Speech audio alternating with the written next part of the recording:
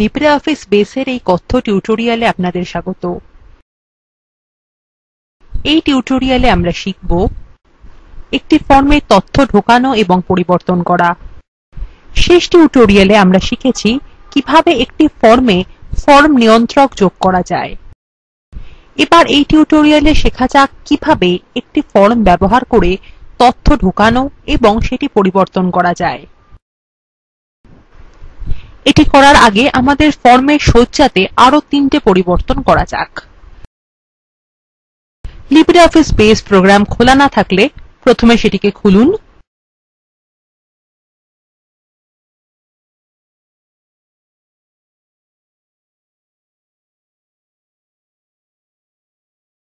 File মেনুর অন্তর্গত open click করে লাইব্রেরি ডেটাবেস খুলুন। এখন আমরা লাইব্রেরি ডেটাবেসে এসে গেছি। বুকস ইস্যুড টু মেম্বার্স এই ফর্মটি খোলা যাক। এটি করতে বাম প্যানেলের ফর্মস আইকনে ক্লিক করুন এবং তারপর ডান প্যানেলের বুকস ইস্যুড টু মেম্বার্স ফর্মে ডান ক্লিক করুন। তারপরে ক্লিক করুন এডিট। এখন আমরা ফর্ম সাজানোর উইন্ডোতে এসে গেছি। এখন প্রথমে ফর্মের আকার একটু পরিবর্তন করা যাক যাতে এটি আরো বেশি ঘনবিন্যস্ত দেখতে লাগে। এটি করতে ফর্ম উইন্ডোর দৈর্ঘ্য এবং প্রস্থ কমাতে হবে। তার জন্য ফর্মের উপরে এবং ধারগুলিতে ক্লিক করে ধরে প্রয়োজন মতো টেনে আনুন। এরপর আমাদের ফর্মটির শিরোনামের ফন্ট পরিবর্তন করতে হবে।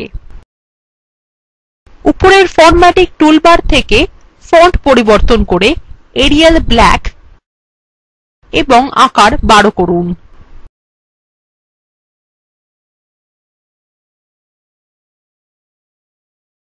এবার ফর্ম নিয়ন্ত্রকগুলির ট্যাব ক্রম লক্ষ্য করুন। এটি আমাদের ফর্ম নিয়ন্ত্রকগুলিতে একটি নির্দিষ্ট ক্রমে যাওয়ার জন্য কীবোর্ডের ট্যাব কীগুলিকে ব্যবহার করতে সাহায্য করে। উদাহরণস্বরূপ উপর থেকে নিচে যেতে এটিকে ট্যাব অর্ডার বা ট্যাব ক্রম বলা হয়ে থাকে। বেস স্বয়ংক্রিয়ভাবে ফর্ম নিয়ন্ত্রকগুলির ট্যাব ক্রম ফর্মের উপর থেকে নিচে নির্দিষ্ট করে দেয়। কিন্তু যেহেতু আমরা এই ফর্মে কয়েকটি টেক্সট বাক্স মুছে দিয়েছি এবং 2টি তালিকা বাক্স ও 4টি বোতাম যোগ করেছি তাই ট্যাব ক্রম পরিবর্তিত হয়ে যেতে পারে। তাহলে এখন এটি আবার নতুন করে ধার্য করা যাক। ফর্ম ডিজাইন টুলবারে অর্থাৎ যেটি সাধারণত উইন্ডোর নিচের দিকে থাকে সেখানকার আইকনগুলি দেখে নিন এবং সেই আইকনটি খুঁজে নিন যেটির টুল টিপে লেখা আছে অ্যাক্টিভেশন অর্ডার। এই আইকনটির উপর ক্লিক করুন। এখন একটি ছোট পপ আপ উইন্ডো দেখা যাচ্ছে যার শিরোনাম ট্যাব অর্ডার।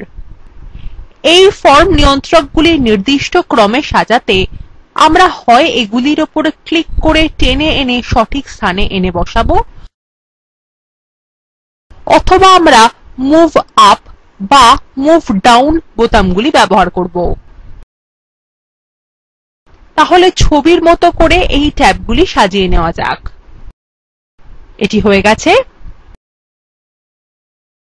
তাহলে এবার এই পরিবর্তনগুলি সংরক্ষণ করতে ওকে বাটন টিপুন। ঠিক আছে।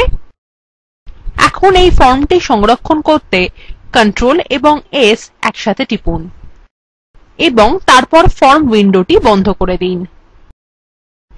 এখন আমাদের ফর্ম সাজানো সম্পূর্ণ হয়ে গেছে।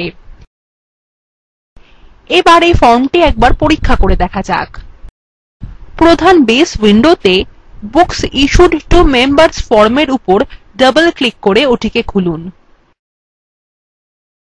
এখন ফর্মটি তথ্য ঢোকানোর মোডে খুলে গেছে।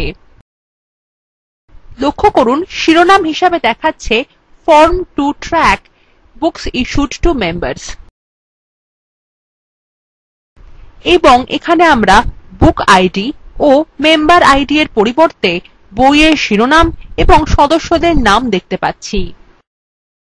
এছাড়াও এটি হলো বুকস ইস্যুড টেবিলের প্রথম রেকর্ড।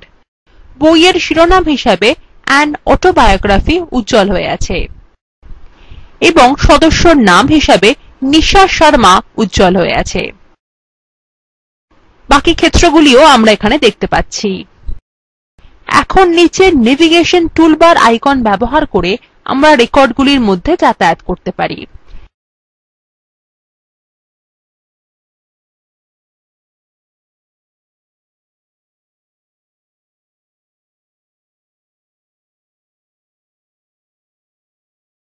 এবার তাহলে দ্বিতীয় রেকর্ডে যাওয়া যাক।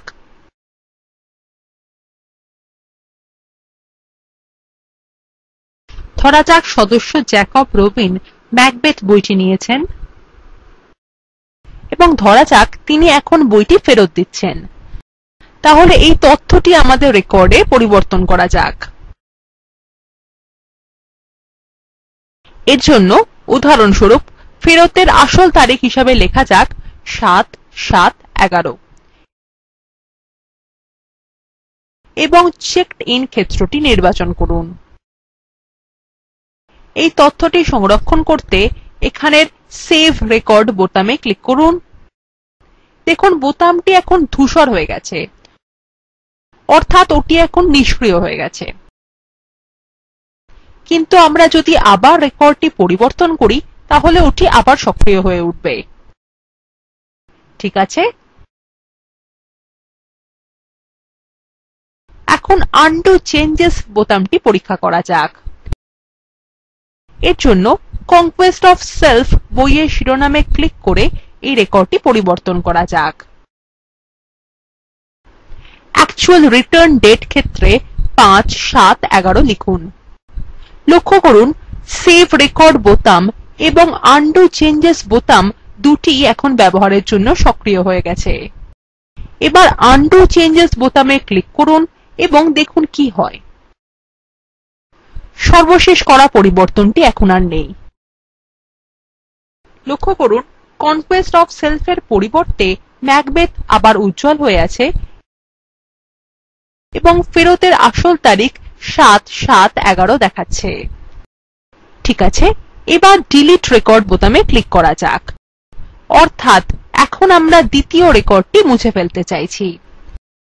বেস তথ্য মুছে ফেলার বিষয়ে খুবই সতর্ক, তাই এটি আমাদের আবার সতর্কতাবাণী দেখায় এবং নিশ্চিত করার জন্য বলে।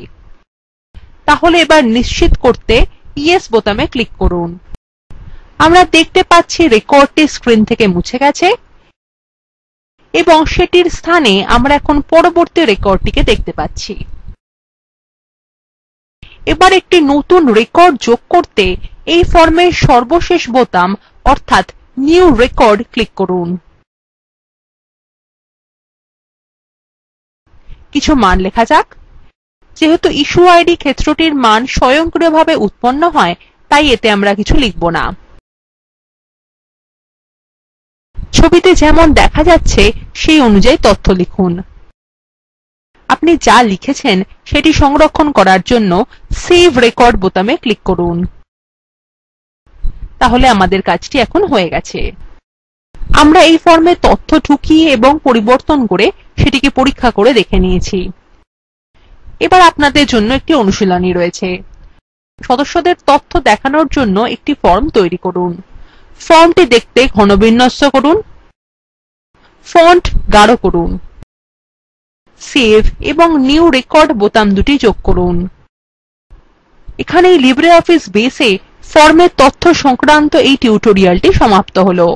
সারসংক্ষেপে এখানে আমরা শিখেছি একটি ফর্মে তথ্য ঢোকানো এবং পরিবর্তন করা। Spoken tutorial talk to a teacher প্রকল্পের অংশবিশেষ, যা ভারত সরকারের আইসিটি এমএইচআরডি এর ন্যাশনাল মিশন অন এডুকেশন দ্বারা সমর্থিত। এই প্রকল্পটি http:/spoken-tutorial.org দ্বারা পরিচালিত। এই বিষয়ে বিস্তারিত তথ্য এই লিঙ্কে প্রাপ্তিসাধ্য। আমি অন্তরা এই টিউটোরিয়ালটি অনুবাদ এবং রেকর্ড করেছি। এই টিউটোরিয়ালে অংশগ্রহণ করার জন্য ধন্যবাদ। শুভবিদায়।